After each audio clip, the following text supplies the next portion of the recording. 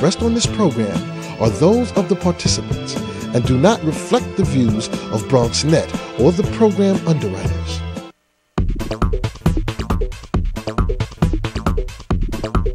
BronxNet.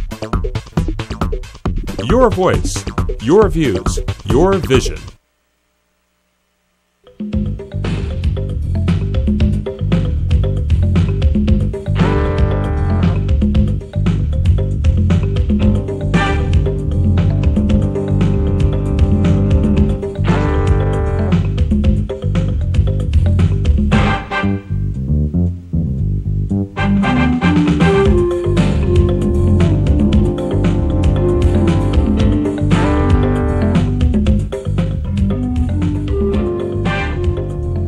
Good evening and welcome to Bronx Talk, now in its 17th year, one of the city's longest running TV talk shows. We welcome your input as well, so please join the conversation with questions or comments. You can call into 718-960-7241. You can also email comments to us at bronxtalk@hotmail.com, and we'll read those on the air during a future edition of our program.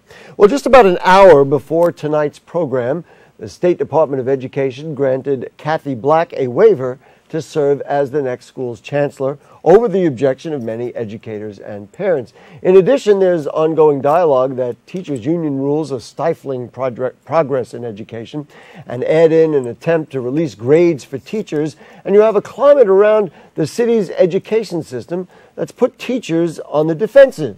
So tonight we thought we'd open the dialogue up to give educators a chance to speak for themselves. We have a lot to talk about with the principal investigator of the Bronx African American History Project at Fordham University and a fierce advocate for the profession of teaching, Dr. Mark Naison. Thanks for joining us again. Always glad to be here, Gary. The notorious PhD, they call him, in some circles. That's all from coming into the Bronx schools to talk about history. And a 40-year veteran teacher at the former James Monroe High School and the current Monroe Academies, as well as the first New York City teacher to ever be inducted into the National Teachers Hall of Fame. Welcome, Tom Porton. Mr. Porton, always great to have you. Very happy to be here, Gary. Dr. Naison, let's start here with what I just mentioned. Kathy Black is to be the new school's chancellor.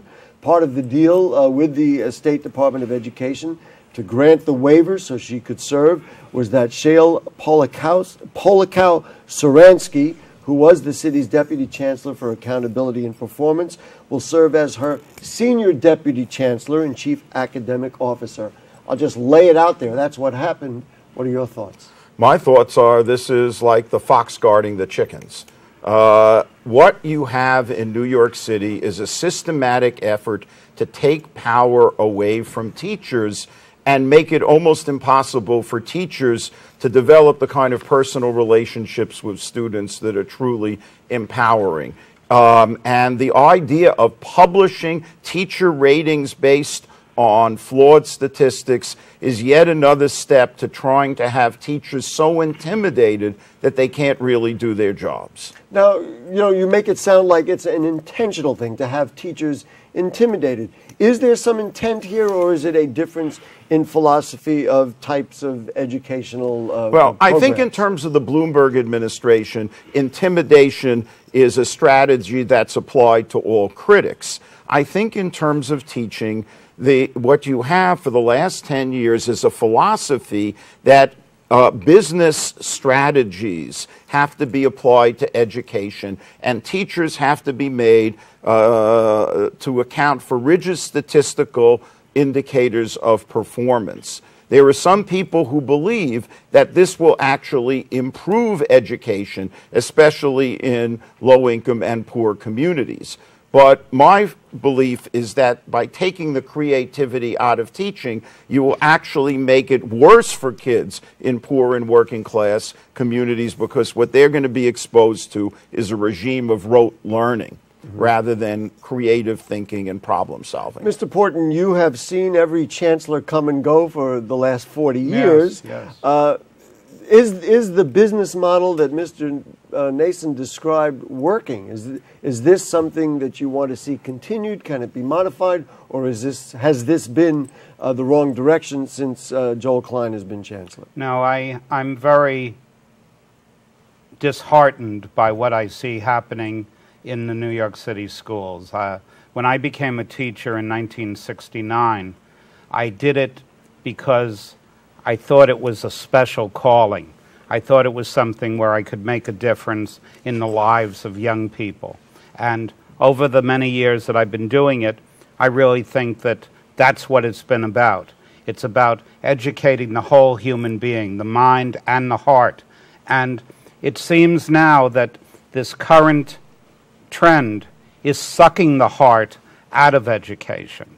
And that's the thing that makes teaching so wonderful, that you can blend the mind and the heart and create caring, concerned individuals who are going to go out after their schooling and become meaningful members of society.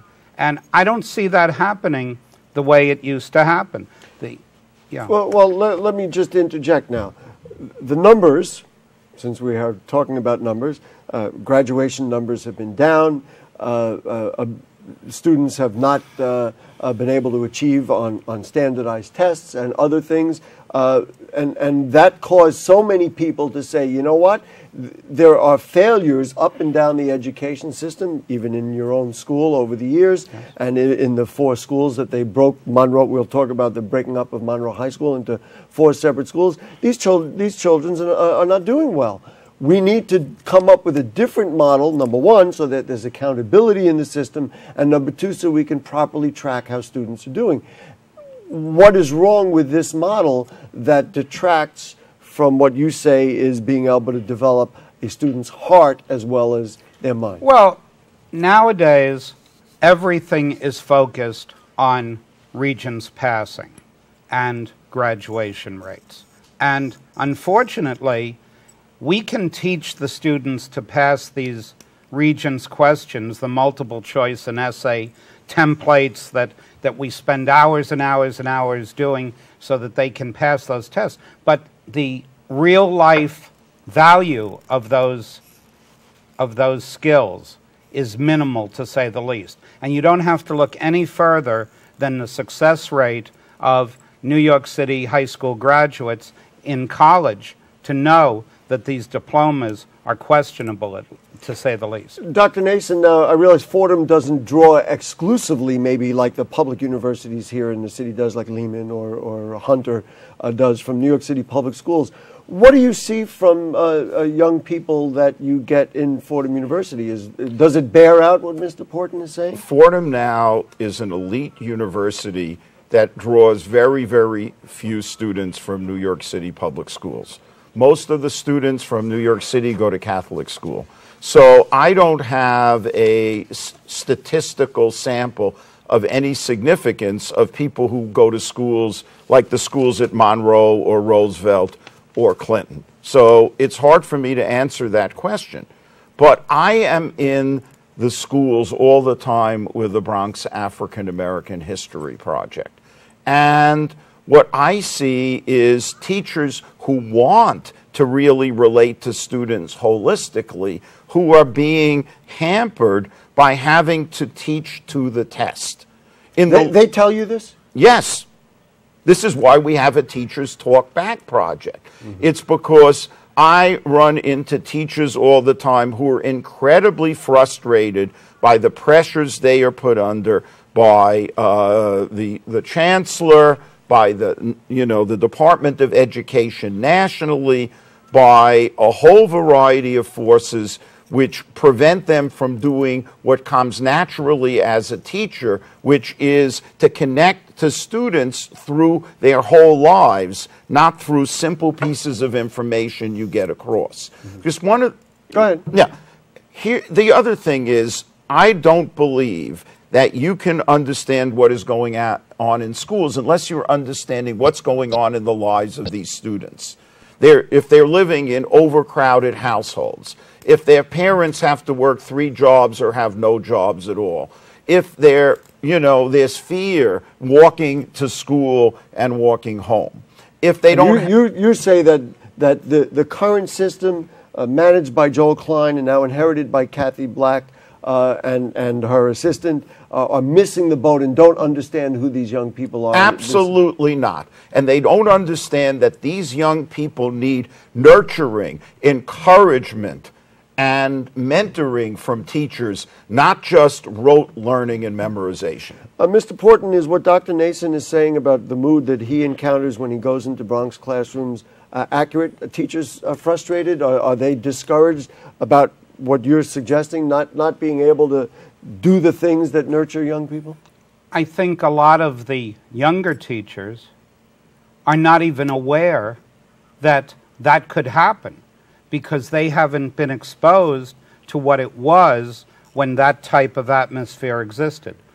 Another thing that frustrates me also is that I'm on my second, almost third generation of students at Monroe, and parents who were my students come to me bringing their children and say, take care of my son or daughter the way you took care of me, because I was in loco parentis to that person. I have to interject, and I do remember one of your students many years ago saying Tom Porton was like a father to me. Right. This was a young lady who grew up in a home without a father. Well, you know, I have been called dad by lots of students. Now I'm called grandpa as my hair gets grayer. But the fact is that it's harder to treat children that same way in the current atmosphere of the schools.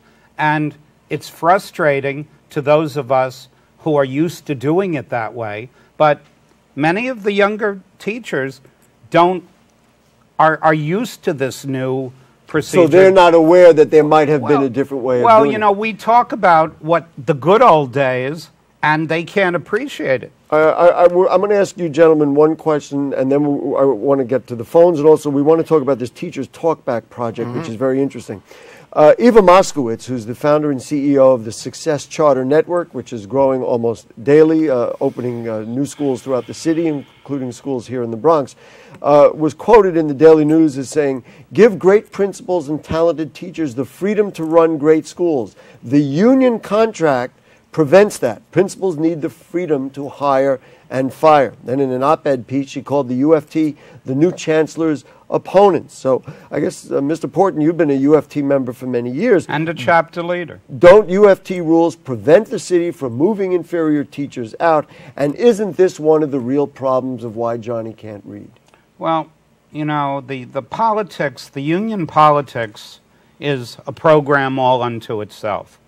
But the reality is that there are many thousands of UFT members who are trying to do positive work in the city schools. And I've worked under UFT now for 42 years, and I never found the union restricting me from doing anything that I had done that was considered positive in any kind of educational way. So I'm not going to come on here and browbeat the union, but I think that there are, in fact, I think that our union has in many ways sold out to the politicians and is not as strong as it used to be years ago.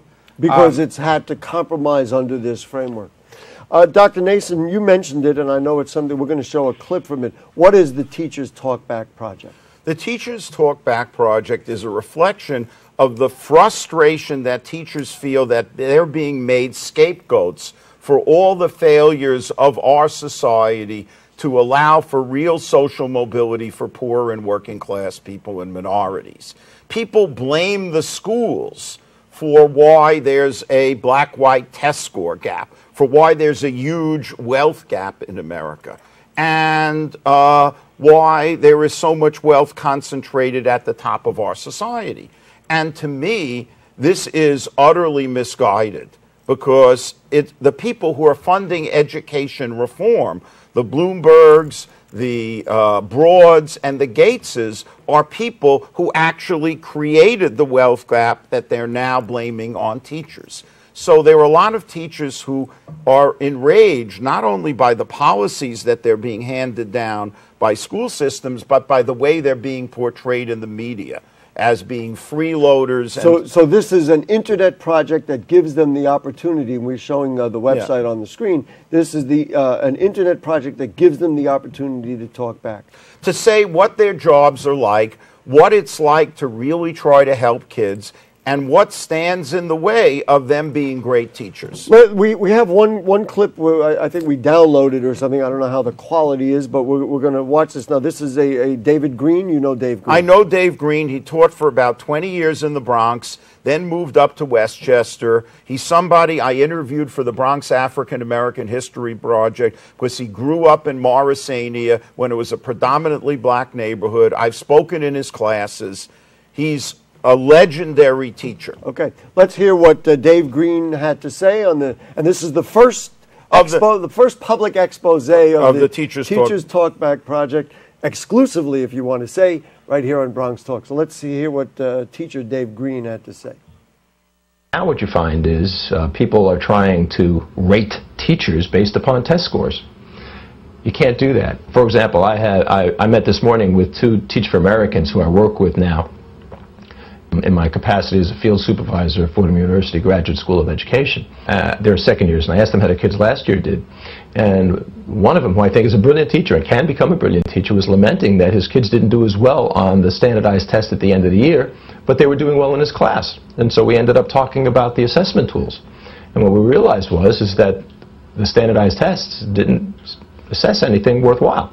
And so what looks to the public like a failed project is not, because I can verify that his kids are doing better according to other statistical analysis, but simply by seeing how well they're behaved now this year, how attentive they are, how curious they are, how engaged in conversation they are, how their writing is improved because he's working with the same kids this year as last.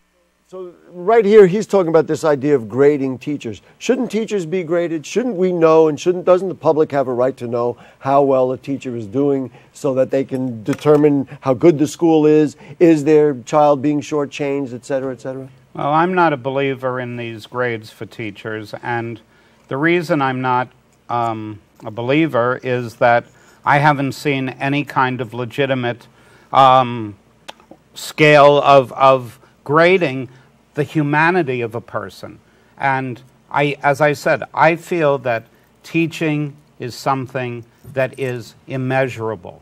It is something that you can have an impact on a young person which you may not see for 10 years. And how do you measure that? I don't know. So here's the question, and there are education experts. This is a major thing, and it goes all the way up to President Obama, who says, you know what, in order for us to measure how well a student is doing, how well a teacher is doing, how well a school is doing, we've got to have some system. Are you telling me there's just no way to do that, and you could have an inferior teacher and you'd never know it?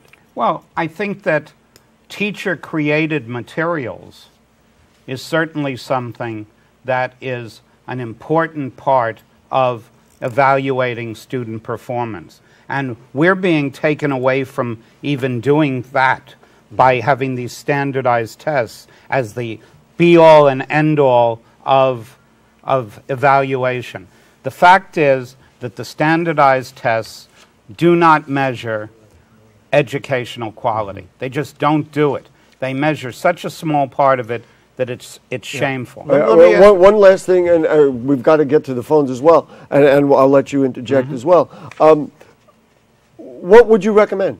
I had a blogger who challenged us and said, these people are just going to be complaining. Do they have any answers? What would you recommend? Because we all want accountability in the system. So is there something out there that could work? Have we had it before? Or do we have to invent something new?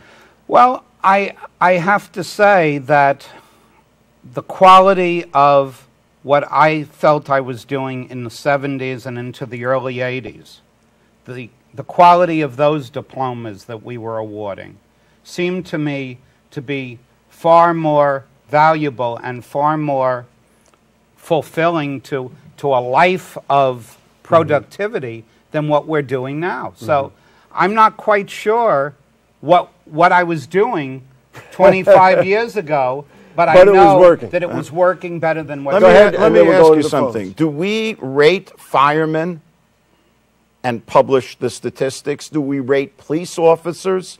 Do we have public ratings of investment bankers? Well, we do have the ratings for the police department, and there are For numbers. individual patrolmen, are they published in the press?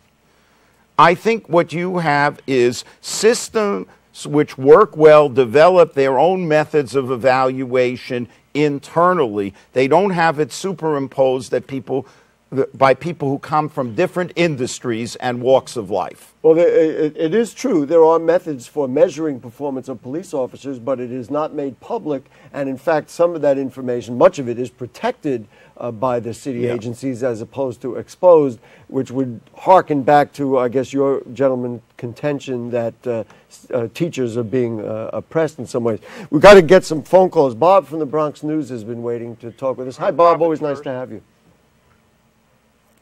Do we have Bob? I don't hear Bob. Do we have him? If not, yeah, I'm here. Oh, there we go. Go ahead, Bob. What do you got? Talk quick. As I mentioned in my column this week, I honestly believe that Kathy Black was a suggestion to Mayor Bloomberg by Donald Trump. We have heard all about Ms. Black's great business skills, but we did not hear anything on how she will run the Board of Education. Well, that is an interesting thing. Number one is the entire process has been closed door, to say the least. And number two, it's very strange that the State Department of Ed was asked to, issue a waiver, and I'm not aware that they ever spoke to her or knew anything about her. Now, in her own words, Donald Gary, Trump, she will have to cares, do less, and she'll be a key figure in the UFT negotiations. I would not be surprised to see her try to get a longer school day from teachers. I'd like to know what your guests will look for, see in the upcoming negotiations. Very interesting. Givebacks that you would say are okay, or givebacks that you would say take off the table? Well, we have this 37.5, which is an extra period at the end of the day, which is supposed to be for tutoring and for miscellaneous educational supplement. And the fact is, most of the teachers that I know around the city are finding that it's wasteful, that it's extra time where administrators don't really know what to do with it, that students aren't coming You're for saying that if you do extend the school day, let's have an administrative program so everybody knows what's going on and that it's valuable. Well, certainly this program they've got now is very vague and it's not working. I want to get right to the next call before we run out of time. It's Mark from Pelham Parkway, our friend Mark. How are you, sir? Hey, Gary, gentlemen. I have a couple of statements to make, and then I think I have an answer for all be this. quick because we're running out of time. I'll make it very quick, Gary. Here goes one thing. Eva Moskowitz makes over $1.5 million a year to have the charter schools. Every time they add one, she makes more money. That's about 10 times more than she ever made as a city council person. She has a vested cash interest in it. And if I'm correct, the charter school system is also co-funded by city or state funds, which should be used for public schools. Well, charter schools are public schools now. Right, yes. Supplemented by private entities, but a lot of that's them a whole have other show. non-union teachers and everything else, if I'm correct. The other thing is, how can a teacher teach correctly when he's got 37 kids in a class? Gary, did you have 37 kids in your class when you went to school? I had 16 in my class. The problem I see with all of this is, again, and this rests with Bloomberg, how can you he wants to lay off people, lay off teachers, but now to get Kathy Black a waiver, he's going to put somebody in who's going to be sort of a co-vice chancellor who's got to be paid decent. So you're doing what you have two people doing the job of what should be one, but they're going to lay off 3 teachers to pay for that person. I don't understand it. I think the whole city of New York has gone totally insane. Dr. Naison was acknowledging that. You see some wisdom in what he's saying, although Mr. Saransky was in the school system to begin with. It's not like they just added somebody. Yeah, I think that, for example, when you broke up the large high schools into small schools, you create many more administrative lines which raise the cost, which then will lead to larger class size. You have all sorts of decisions which make this system top-heavy with administrators, which create, to me, more of a problem than union rules. What we have is a society top-heavy in management and raising management salaries while you cut worker salaries and cut staff. Mr. Porton would be the expert on this because Well, James Monroe High School was the first in the city to Right. be broken up. Did it work? Well, one of the problems, and this is a management problem that the small schools created, is in the big high schools, we used to have departments and assistant principals in each subject area who served as mentors to the new teachers coming in that subject area. Now you have a single principal, and in many cases just a single assistant principal in the small schools who are supposed to supervise everything, and the reality is they can't do it. They're not capable of doing it. So in a system that purports itself to be more accountable, there's actually less accountability because there's no logical pecking order in the school. I think so. Look who started the small schools movement, Bill Gates. I don't want to get into the small schools. I want to stay with teaching, and we're just about out of time. Dr. Naison, in the Times, Thomas Friedman said we need to reinvent teaching, learning, and assessment in this century. How do we do that? Can we do it? I think you ask teachers what makes great teaching, and that's the one thing nobody is doing. Mm-hmm. Mr. Porton, your response to that? Can we reinvent teaching, learning, and assessment? Well, if we're going to do that, and yes, I think we can, it has to be through a collaboration of teachers, parents, students, and the administration. But this imposing from the top is just not working, and it's a catastrophe. Counterproductive. Yeah. It's definitely. Dr. Naison, teachers who want to be part of the Talkback Project, how do they get to you? Okay, they should email me at mnason@aol.com. I will put them on the listserv and will tell them how to post their opinions or their videos on the Teachers Talkback blog. We have a growing list of people. We have about 7 young teachers making videos. For more information, we had that up on the screen. I always thank police officers when I see them in the street. Maybe we ought to start thanking teachers. Tom Porton, thank you for everything you've done for more than 40 years. Dr. Mark Naison, thank you for all you're doing in the classrooms throughout the Bronx. And folks, if you have further comments or questions on anything you heard on tonight's show or anything going on in the Bronx, then email them to us at BronxTalk@hotmail.com, and we'll read those on the air during a future edition of our program. Archives of the show are available at bronxnet.org. Click Bronx Talk on the right-hand navigation bar. Now, next Monday night, we'll talk about the negotiations over Bronx Public Television that puts your BronxNet channels and programs like this at risk. It's important for you to know what decisions are being debated about the future of Bronx media. One of our guests is going to be a former borough president, as a matter of fact. Next Monday night at 9 in Bronx Talk, now in its 17th year, one of the longest-running weekly TV talk shows in New York City on BronxNet. Cablevision Channel 67, Verizon Fios 33. Special thanks, of course, to producer Jane Folloro, director Michael Arias, and the cast of thousands who work for the show up in the booth and all around the borough of the Bronx. To you,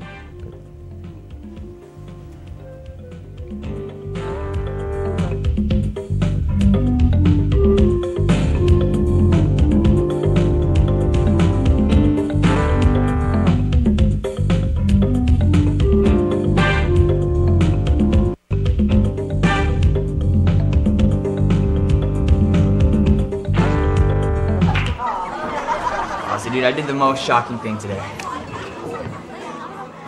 It was just something I never thought I'd do. Did your parents find out? My mom cried. What'd you do?